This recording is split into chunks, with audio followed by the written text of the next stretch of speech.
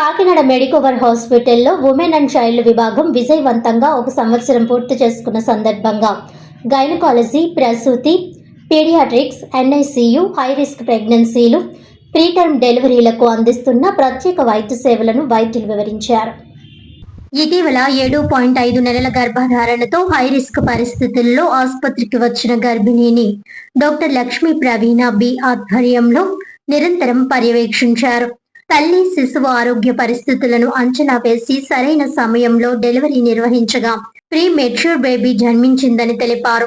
పుట్టిన వెంటనే శిశువు పరిస్థితి క్రిటికల్ గా ఉండడంతో డాక్టర్ వి సుబ్బారావు ఆధ్వర్యంలో ఎన్ఐసియులో చేర్చి వెంటిలేటర్ సపోర్ట్, ఐసిడి ట్యూబ్ తదితర అత్యవసర వైద్య సేవలు అందించారు. నిరంతర పర్యవేక్షణ, దశల వారీ చికిత్సతో శిశువు క్రమంగా కోలుకుందన్నారు. 15 రోజుల అనంతరం తల్లి, బిడ్డను ఆరోగ్యకరమైన స్థితిలో డిశ్చార్జ్ చేశామని తెలిపారు. హై రిస్క్ ప్రెగ్నెన్సీలో రెగ్యులర్ చెకప్స్, తల్లి శిశువు ఆరోగ్యంపై నిరంతర పర్యవేక్షణ, సరైన సమయంలో వైద్య నిర్ణయాలు కీలకమని డాక్టర్ లక్ష్మీ ప్రవీణ తెలిపారు. ప్రీమెచ్యూర్ బేబీలు పుట్టిన వెంటనే ఎన్ఐసియులో ప్రత్యేక సంరక్షణ అవసరమని డాక్టర్ వి సుబ్బారావు పేర్కొన్నారు. ఉమెన్ అండ్ చైల్డ్ విభాగం ద్వారా మహిళలకు గర్భధారణకు ముందు నుంచి ప్రసవం, ప్రసవానంతరం దశ వరకు చిన్నారులకు అవసరమైన వైద్య సేవలను ఒకే చోట అందిస్తున్నామని డాక్టర్ కస్తూరిబాయి వెలగ, doctor Sujana Nimmakayala, doctor Sravani Sakshi, doctor Ravi Angra తెలిపారు. విభాగం ఏడాది పూర్తి చేసుకోవడం సంతోషకరమని Medicover hospitals Kakinada centre head Nandikola Anjaneya Swamy తెలిపారు. గైనకాలజీ, పీడియాట్రిక్స్, ఎన్ఐసియు బృందాల సమన్వయంతో మహిళలు, చిన్నారులకు మరింత నాణ్యమైన వైద్య సేవలు అందించేందుకు కృషి చేస్తామని తెలిపారు.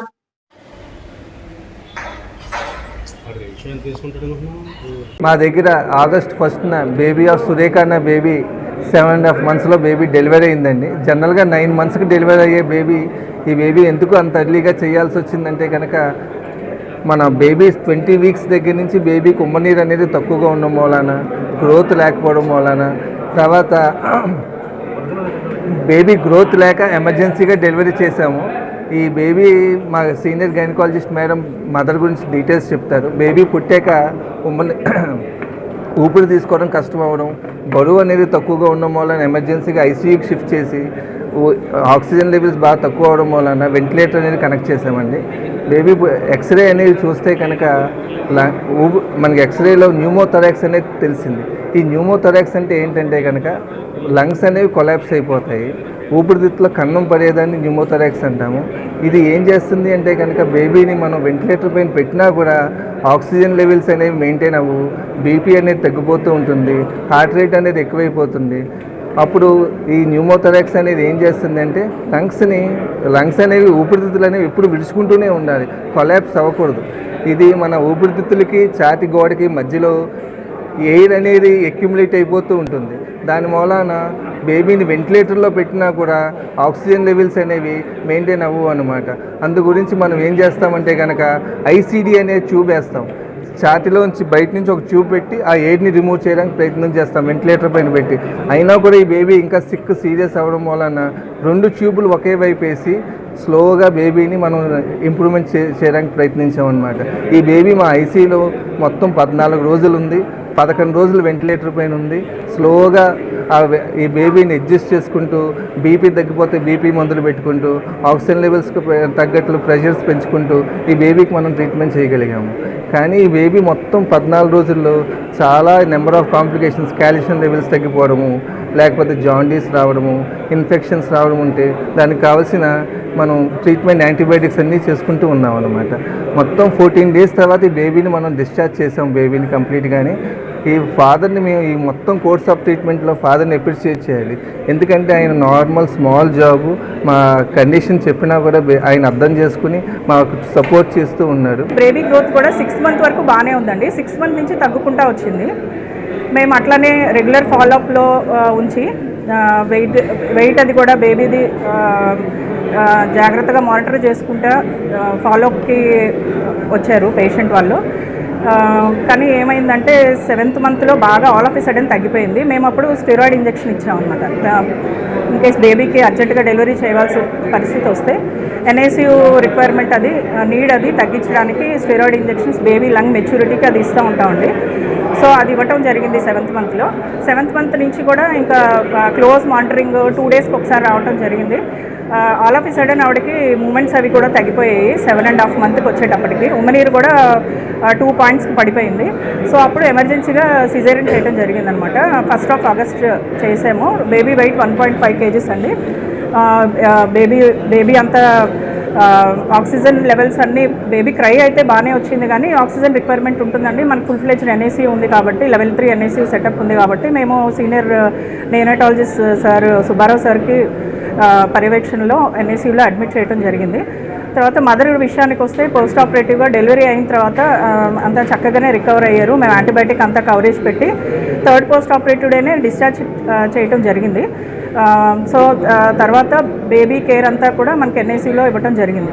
సో మదర్ పరంగా మనకి బేబీ గ్రోత్ ఐయూజీఆర్ అంటాం అనమాట. గ్రోత్ తగ్గింది, కానీ మనకేంటంటే ఇది హై రిస్క్ ప్రెగ్నెన్సీ అనమాట. హై రిస్క్ ప్రెగ్నెన్సీ అంతా కూడా మేము గత 5 సంవత్సరాలుగా చాలా ప్రెగ్నెన్సీస్ చేయటం జరుగుతుంది. మనకి పీడియాట్రిషియన్ 24 hours ఫెసిలిటీస్ ఉన్నాయి కాబట్టి, ఎన్ఐసీయూ కూడా స్ట్రాంగ్గా లెవెల్ 3 ఉంది కాబట్టి అన్ని కేసెస్ కూడా హై రిస్క్ కేసెస్ సక్సెస్ఫుల్గా చేయటం జరుగుతోంది. సో ఈ బేబీ మన 2 weeks వెంటిలేటర్ మీద ఉన్న చాలా స్టార్మీ కోర్స్ అనమాట. అంటే అప్పుడప్పుడే బేబీకి ఆక్సిజన్ లెవెల్స్ తగ్గటము, ఫీవర్స్ రావటము, అంత స్టార్మీ కోర్స్ అని సుబ్బారావు సార్ ఆల్రెడీ మీ అందరికి ఎక్స్ప్లెయిన్ చేశారు.